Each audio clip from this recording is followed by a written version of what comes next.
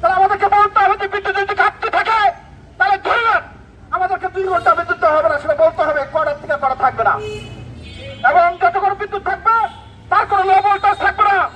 তাহলে ওরা বলছে, সাংবাদিকরা গিয়েছিলেন, আপনারা ফেসবুকে দেখেছেন, ইঞ্জিনিয়ার কি বলছে, ওই জামালপুর থেকে লাইন আনা হয়েছে তো সেই জন্য বিদ্যুতের ভোল্টেজ আছে না। আরে বেটা, পূর্বে কি কলকাতা দিয়ে লাইন আনছিলাম, পূর্বে তো ভোল্টেজ থাকতো, এখন এই কথা বলে আমাদেরকে সান্ত্বনা দেয়।